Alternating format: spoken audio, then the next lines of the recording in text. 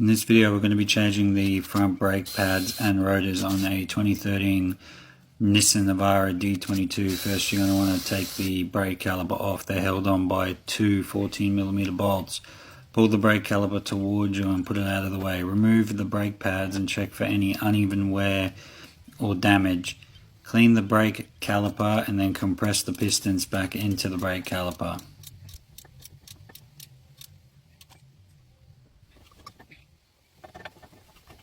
Scrub the brake caliper down, clean it with some brake cleaner and place it out of the way for later.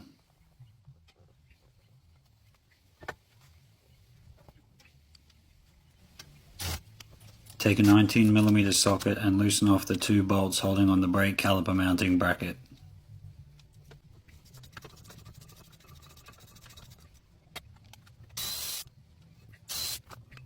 You're going to want to put something so you can stop the hub from spinning, so you can loosen off the 6 Allen bolts holding on the locking hub. You can also do this with the vehicle on the ground, but I chose to do it while it was off the ground. You'll need to remove the circlip to then remove the rest of the hub assembly. Loosen the 2 screws holding on the retaining ring and then remove. Take a screwdriver and loosen off the locking nut that's holding on the hub, and behind the locking nut there will be a wheel bearing. You can just use a screwdriver to spin it out. You should be able to remove the whole hub assembly now. Once you've removed it, as you can see in this one, water has gotten into the hub and made a bit of a mess of all the bearings and grease. So we're going to repack all the bearings and then reinstall and clean the face of the hub too, and the spindle. The rotor is bolted to the hub, so what you're going to want to do is take a 14mm socket and loosen off all the bolts. Having a rudder gun makes this a lot easier. Remember to take all of the bolts and washers out. A magnet makes this easy.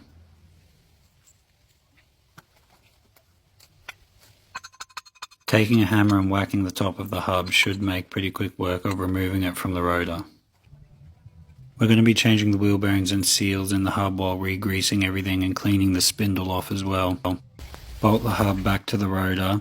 Make sure to spray the rotor down with some brake clean to get all the oils off they put on the manufacturing line.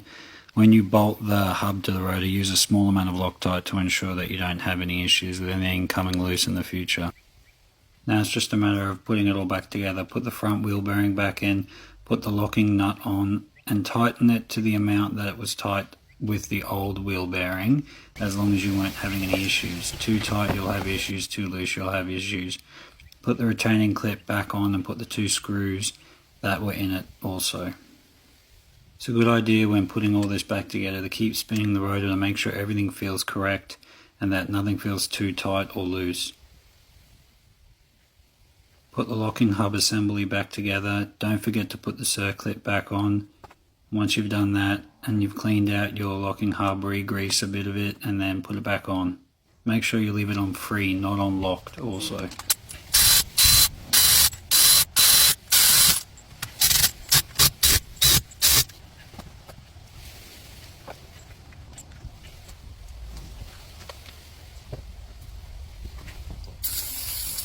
Take the brake caliper mounting bracket and give it a good thorough clean, and make sure to re-grease all the pins before reinstalling. Use a small amount of Loctite to reinstall the 2 19mm bolts and then tighten down. Put a tiny bit of grease on the end of the brake pads. This just ensures there won't be any sticking or uneven wear in the future. Reinstall the brake caliper and install the 2 14mm bolts and tighten down. If you like this video, please give it a like, share and follow for more. Thank you.